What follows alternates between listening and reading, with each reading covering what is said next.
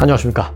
전장터에서 들려오는 소식은 연일 안타까운 소식입니다. 몇 가지 좀 간추려 드리겠습니다.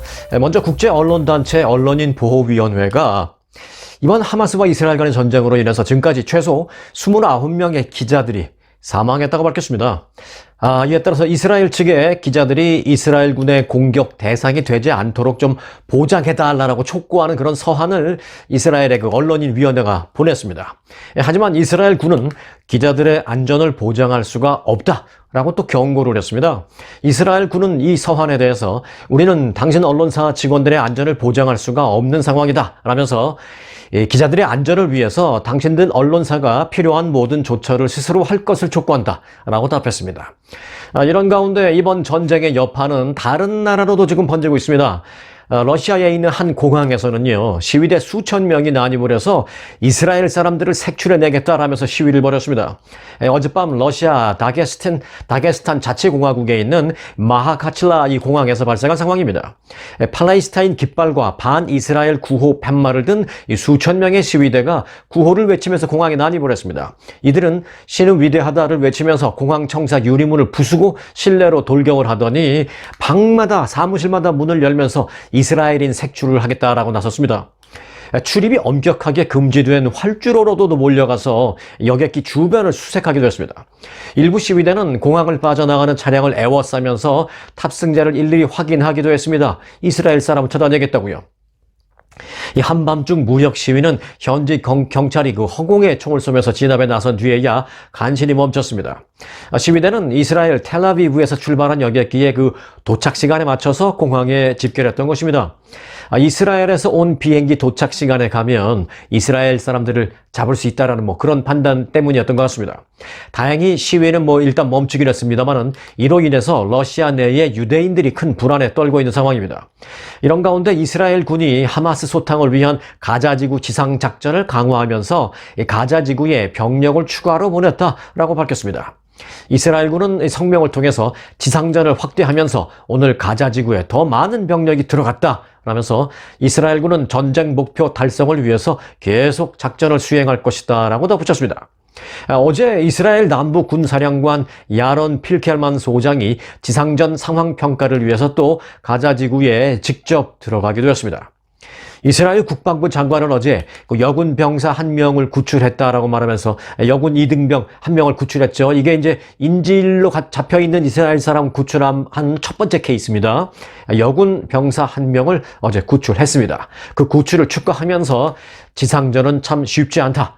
적이 저항을 하고 있지만 이스라엘군은 지상군과 공군 그리고 양질의 정보를 통해서 정밀하고 그리고 투지 있게 작전할 것이다 라고 강조했습니다. 우크라이나 전쟁이 계속되는 상황에서 중동 지역의 분쟁이 지금보다 이제 커지게 되면 석유를 비롯한 원자재 가격이 급등할 수 있다라고 또 어제 세계은행이 경고를 했습니다. 이번 이스라엘과 하마스 간의 전쟁이 첫 번째, 가능한 한 빨리 끝나야 하고, 그리고 두 번째, 생각보다 좀 장기화하더라도 절대 여러 나라가 직접 개입하는 그런 확전으로 가서는 안 되는 그런 이유가 바로 이런 세계 경제 문제 때문에라도 더더욱이 그렇습니다. 네, 지난주 그 멕시코 태평양 휴양 도시 아카풀코를 강타한 초강력 허리케인 오티스로 인한 그 사망자와 실종자 규모가 무려 100명에 육박한 것으로 지금 집계되었습니다. 에블린 살가도 멕시코 게레로주 주지사는 인명피해가 더 늘어나서 지금까지 45명이 숨지고 47명이 실종된 것으로 집계됐다라고 말했습니다. 살가도 주지사는 사망자 중에는 미국 시민권자와 영국인 그리고 캐나다인 등 외국인 3명도 포함되어 있다라고 덧붙였습니다. 현재 실종된 미국인의 신원은 공개되지 않은 그런 상태입니다. 네, 한국 소식 한 가지 전해드릴까요? 오랜만에.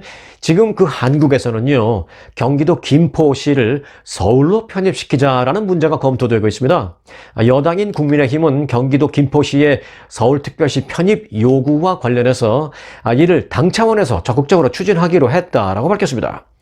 국민의힘은 정부와 협의해서 김포 시민 의견 수렴과 타당성 검토를 거쳐서 이를 실현하기 위한 특별법 제정을 추진할 것으로 보이고 있습니다. 다만 관련 절차를 밟으면 시기는 내년 총선 이후가 될 전망입니다. 국민의힘의 김기현 대표는 어제 경기도 김포 한강 차량기지에서 연 수도권 신도시 교통대책 마련이라는 그 간담회에서 김포를 서울로 편입하는 게 바람직하다라고 우리 당 내부 검토 결과 그렇게 결론을 내렸다라고 밝혔습니다. 김기현 대표는 김포 서북권이 넓은 땅도 있고 또 바다를 끼고 있어서 잘만 하면 제2의 판교가 될 수 있겠다. 그리고 김포 땅이 확보되면 서울 전체 발전에 서편향된 걸 시정하는 그런 역할을 할 수도 있을 것 같다. 라고 이제 말을 했습니다. 서울 발전도 좀 편향된 부분이 있잖아요. 그 편향된 부분을 좀 완화하는 역할도 김포가 일정 부분 할 수도 있겠다라는 그런 판단입니다.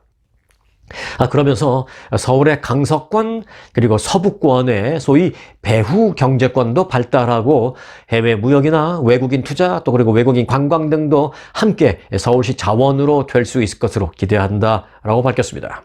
자, 김포시는 다음 달 서울 편입과 관련해서 시민들의 의견을 수렴하고 여론조사를 실시하는 등 본격적인 공론화 작업에 나설 계획입니다. 또 김포뿐만이 아니라 서울과 인접한 소규모 도시의 경우도 마찬가지로 예를 들어서 뭐 생활권이나 통학권 또 직장과 주거지의 통근 상황 등등을 고려해서 사실상 서울 생활권이네라는 판단이 내려지고 또 해당 지역 주민들이 원할 경우에 서울로의 편입을 적극적으로 검토한다라는 게 이제 국민의힘의 방침입니다. 자, 현재로서는 경기도 하남시, 그러니까 지금 얘기가 나오는 김포는 본격적으로 테이블 위에 올려져 있는 거고요. 그 외에 김포 외에는 또 경기도 하남시 등도 또 다른 유력 후보로 지금 거론되고 있습니다. 네, 미국으로 들어오기 전에 잠깐 캐나다를 들렀다 오겠습니다. 캐나다 정부가 2차 세계대전 이후 캐나다로 이주를 해온 나치 부역자들의 명단 공개에 대한 검토에 들어갔습니다.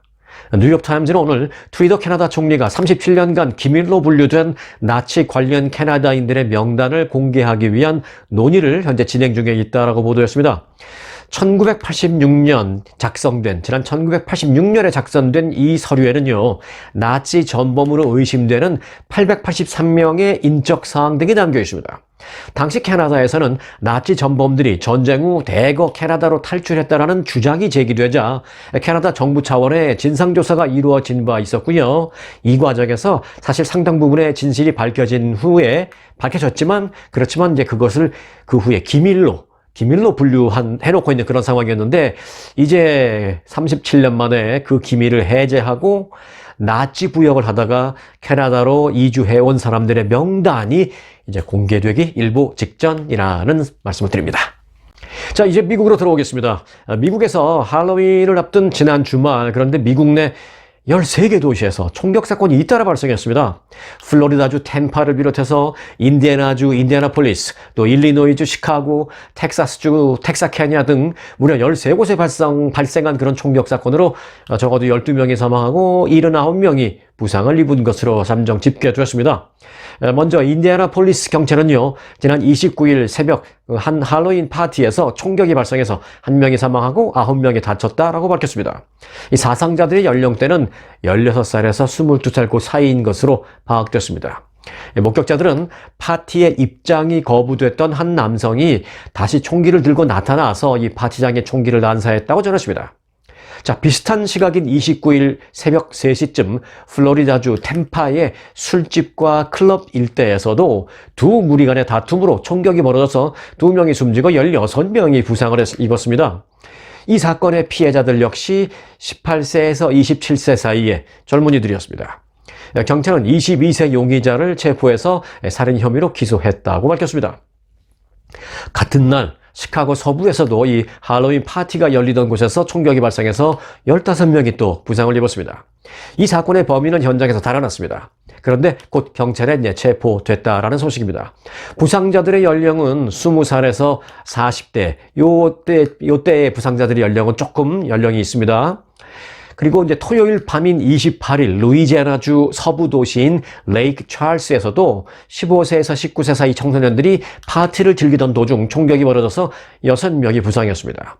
경찰은 이 사건의 용의자로 17살 소년인 아르타빈 그린이라는 소년을 체포해서 현재 살인 미수 등의 혐의로 기소했다고 밝혔습니다. 자, 끝이 없죠? 계속됩니다. 아, 힘듭니다. 저는 전달해드리기도 힘들어요. 너무 많으니까. 자, 그리고 같은 날 밤, 텍사스주 텍사케나에서는 한 업소에서 파티가 열렸었는데 이 파티장에서 두 남성이 다투던 도중에 총격이 벌어져서 3명이 사망하고 또 3명이 다쳤습니다. 경찰은 현재 사건 경위를 조사 중이라고 밝혔습니다. 그리고 또 같은 날 밤 9시 40분쯤 텍사스주 샌앤토니오에서는 주택에서 열린 파티에서 총격이 역시 벌어져서 2명이 숨지고 3명이 다쳤습니다. 그리고 또 있습니다. 지난 25일 메인주 사건, 이거는 다 아시죠? 그러니까 이거는 지난 주말에 발생한 사건 아니고요. 지난주 수요일이었던가요? 25일 메인주에서 발생한 사건, 18명이 희생된 총기 난사 사건이었죠. 자, 그 사건 이후에 불과 사나흘 만에 지금 미국 여러 지역에서 또다시 총격 사건이 속출한 것입니다. 자, 그런데 이제 메인주에서 발생했던 이 사건과 관련해서는 비하인드 소식이 새로 나온 게 있습니다. 요 얘기 잠시 후에 좀 전해드리기로 하겠고요. 자, 어제 바이든 대통령이 중요한 한 행정서명에 사인을 했습니다. AI 규제 행정서명에 사인한 것입니다. 자, 바이든 대통령이 어제 AI 규제를 강력하게 촉구했습니다. 바이든 대통령은 어제 자신의 딥페이크, 이 딥페이크는 인공지능을 이용한 특정 인물의 이미지 합성 기술이죠. A라는 사람 몸에 B라는 사람 얼굴을 갖다 입힌다든지 이런 식으로 해서, 그렇지만 마치 진짜 한 사람인 것처럼 알아보기 힘들게 만드는 그 기술, 딥페이크. 그 딥페이크 자신의 영상을 본 경험을 소개하면서 이 인공지능 AI 규제 필요성을 강력하게 역설을 했습니다. 어제 백악관에서는 AI 규제 등의 내용을 담은 행정명령에 바이든 대통령이 서명을 했는데요. 서명하기 전 연설에서 자신의 경험담을 소개했습니다. 이 바이든 대통령은 사람들을 속이기 위해서 AI 장치들이 이미 사용되고 있다라면서 딥페이크는 사람들의 평판을 훼손하고 가짜뉴스를 퍼뜨리는 한편 사람들에게 사기를 치기 위해서 AI가 만든 오디오와 영상을 적극적으로 아주 나쁜 방향으로 악의적으로 사용을 하고 있다라고 말했습니다. 바이든 대통령은 이어서 AI 사기꾼들은 여러분의 목소리를 3초 동안만 녹음을 하고 여러분의 가족은 물론 여러분들 모두 속이기에 충분한 것을 만들어낼 수 있다라면서 사기꾼들은 여러분이 사랑하는 사람들이 여러분이 곤경에 빠졌다고 생각해서 돈을 보내도록 그렇게 사기를 치는데 이런 AI 딥페이크 기술을 활용할 수 있다라고 경고했습니다. 이번 AI 규제 행정명령이 그 애꿎은 피해자를 방지하는데 정말로 일조하기를 바라는 마음입니다. 자, 그리고 이번에는 앞서 말씀드렸던 그 새로 들어온 비하인드 스토리를 좀 전해드리겠습니다. 지난 25일 제가 속보로도 전해드렸습니다만은 동부 메인주 루이스턴에서 18명을 숨지게 한 총기 난사 사건과 관련해서 그 용의자의 범행 가능성을 놓고 관계 당국에서 사전에 위험 경고가 있었지만 충분한 후속 조치가 이루어지지 못해서 이런 참사를 막지 못했다라는 지적이 제기되고 있습니다. 자, 어떤 비하인드 스토리냐? 한마디로 말해서 사전에 나온 위험 경고를 제대로만 처리했어도 이 참사를 막을 수 있었다라는 그런 지적입니다. 참사 발생 수개월 전에 이미 그가 갑자기 폭발해서 그러니까 정신적으로, 감정적으로 폭발해서 총기 난사 사건 같은 걸 벌이지 않을까 정말 걱정된다라는 주변에 많은 동료들의 보고가 있었다라는 것입니다. 또 이런 사실은요, 현지 경찰에까지도 공유됐지만 그에게서 무기를 떼어놓는 조치로는 이어지지 못했습니다. 어제 그 CNN 방송 등 미국 언론 보도에 따르면 미국 육군 측은 참사 발생 몇 달 전에 총기 난사 용의자로 지목된 육군 예비군 중사 로버트 카드의 소속 부대가 경찰에 이 카드의 안위를 확인해 줄 것을 요청했다라고 밝혔습니다. 카드 중사가 소속된 부대가 그의 안전을 우려해서 경찰에게 민간 및 복지 점검을 요청을 했고요. 그의 거주지인 메인주 세가토후 카운티 경찰이 이 부대의 이런 요청에 실제로 응했다라는 것입니다. 왜냐하면 이제 카드 중사는 말이 육군 중사라고 우리가 부르고 있긴 합니다만은 사실은 이제 하루 종일 풀타임으로 근무하는 현역 군인은 아니고 예비군이니까 그를 관리하는 거는 군이라기보다는 지역 경찰이 관리하는 게 이제 맞죠. 그래서 이제 군이 경찰에 그걸 요구한 것입니다. 그리고 경찰도 그 요구를 받고 일정 부분 어떤 행동을 취하기도 했습니다. 자, 카드가 소속된 메인주 방위군이 경찰에 이런 요청을 하게 된 배경을 먼저 좀 알아봐야 되는데요. 그 배경은 앞서 카드의 그 정신건강 상태가 매우 우려되는 2건의 사건이 있었기 때문이었습니다. 경찰이 주방위군에 공유받은 그 내용을 보니까 이렇게 되어 있습니다. 카드가 지난 7월 15일, 그러니까 사건 발생하기 전에 한 석 달 전쯤에 뉴욕주에서 군사훈련을 받으러 갔다가 편의점에 가던 도중 주차장에서 다른 동료들과 불미스러운 일을 일으킨 뒤에 정신병원으로 후송돼서 2주일간 입원을 했다가 퇴원한 사실이 밝혀졌습니다. 동료들이 자신을 소아성애자로 욕하는 것을 알고 있다라고 소리를 지르면서 카드가 동료들에게 시비를 걸었다는 것입니다. 그런데 실제는 이런 동료가 카드에게 그런 말을 한 적은 전혀 없다는 것입니다. 동료들은 카드가 이미 봄부터 자신을 모욕하는 어떤 환청을 계속 듣기 시작했다라는 것을 알게 됐고, 그 정도가 갈수록 심해졌다라고 추후 증언을 했습니다. 정신병원 퇴원 후에는 군인인 한 동료와 카지노를 다녀오다가 차 안에서 그 동료를 주먹으로 친 사건도 발생했습니다. 해당 동료의 보고에 따르면 당시 카드는 자신이 총을 갖고 있다면서 메인주에 있는 사코 훈련 기지와 다른 장소에 총을 들고 가서 난사를 하겠다라는 그런 말을 많이 했다라고 합니다. 해당 그 동료는 그가 갑자기 정신적으로 폭발해서 총기 난사 사건 같은 것을 벌일 것 같아서 상당히 걱정이 됐었다라고 언급을 했습니다. 그리고 이제 이런 보고 내용은 경찰에까지도 전달이 되었습니다. 카드의 위협 발언 이후에 그런데 사코 기지는, 그 훈련 기지는 한동안 경계를 강화했습니다만은 실제 이 카드가 해당 기지를 공격하는 일로 이어지지는 않았습니다. 군으로부터 이런 내용을 통지받은 세가토우 카운티의 그 조엘 메리 경관은 지난 9월 당시 메인주 경찰에 이 관련 사실을 공유했다라고 전했습니다. 뉴욕타임즈와의 인터뷰에서도 이런 내용을 진술을 했습니다. 세가토우과 그리고 이제 케네베 카운티의 경찰은 군의 요청에 따라서 지난 9월 16일 드디어 카드의 자택을 방문합니다. 하지만 그를 만나는 데는 실패했습니다. 그러자 이제 경찰은 다음날 카드의 형을 방문해서 그 형을 만났습니다. 그래서 이제 그의 형은 우리가 아버지와 함께 카드가 무기를 소지하지 못하도록 하겠습니다 라고 경찰에 말했다고 합니다. 경찰은 이 말만 듣고 그냥 돌아간 거죠. 경찰은 필요하면 카드의 정신건강 평가를 도와줄 수 있다라고 그렇게 말만 형에게 전달하고 그냥 간 겁니다. 그게 끝이었습니다. 그러자 그로부터 한 달여 뒤인 지난 26일 카드는 이 메인주 루이스턴의 한 볼링장에서 잘 아시다시피 그리고 식당에서 흉기를 난사해서 18명을 숨지게 하는 참극을 일으킨 그런 주인공이 되고 말았습니다. 당시 경찰이 조금만 더 적극적으로 카드에게 접근해서 최소한 카드를 한번 만나기라도 했었다면 하는 진한 아쉬움이 남습니다. 그를 만나서 얘기를 하다 보면 이 사람이 정상이 아니구나라는 걸 생각이 돼서 반드시 이 사람 주변에서 또는 그 사람 집에서 총기를 또 떼어놓는 또는 아니면 정신병원에 좀 입원시키는 아니면 집을 수색해서 좀 총기를 압수하는 이런 정도의 조치를 취할 수도 있었을 텐데 결국은 카드 집에 가보니까 카드가 없다고 그냥 형 집에 가서 형만 만나고 그냥 그걸로 끝낸 거잖아요. 거기서 경찰의 일이 끝나버린 거잖아요. 조금만 더 지역 경찰이 적극적으로 카드에게 접근을 했었다면이라는 정말 진한 아쉬움이 남습니다. 네, 이어서 보너스 뉴스 전해드리겠습니다. 오늘 보너스 뉴스의 제목은 제가 이렇게 지어봤습니다. 혹시 트럼프 전 대통령도? 라고 지어봤습니다. 자, 미국 정치권의 이 고령 논란에서 경쟁자인 바이든 대통령에 비해서 상대적으로 여유가 좀 있었던 트럼프 전 대통령이 최근 나이 탓으로 의심되는 실수를 연발하고 있다라는 지적입니다. 뉴욕타임스 보도에 따르면 최근 트럼프 전 대통령의 유세에서 주변 상황에 대한 인식이 좀 떨어지거나 일관적이지 못한 그런 행동들이 잇따라 목격되었다라는 것입니다. 트럼프 전 대통령은 이제 이틀 전에는요, 아이오와주 수시티에서 열린 집회에 참가를 했는데 이 집회에 모인 그 지지자들에게 사우스 다코타주 수폴스시티라고 언급을 했습니다.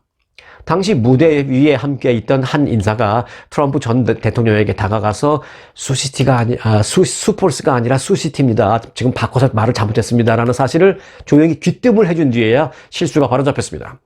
또한 트럼프 전 대통령은 최근 한 집회에서 또 자신이 지난번 대통령 선거에서는 오바마를 이겼었다라고 말하기도 했습니다.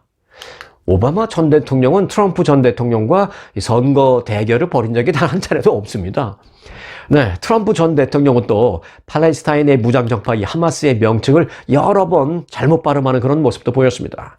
자, 이 같은 실수가 트럼프 전 대통령의 나이나 인지력 저하 때문인지는 뭐 확실하지는 않습니다. 다만 공화당 대선 경선에서 트럼프 전 대통령에게 도전장을 낸 그 주도자들은 같은 공화당 내에 있는 경쟁자들은 이 같은 트럼프의 모습에 살짝 주목하고 있는 모습입니다. 론 디센티스 플로리다 주지사는 지난주 기자들과 만나서 이렇게 말했습니다. 2016년 때의 트럼프가 아닌 것 같습니다.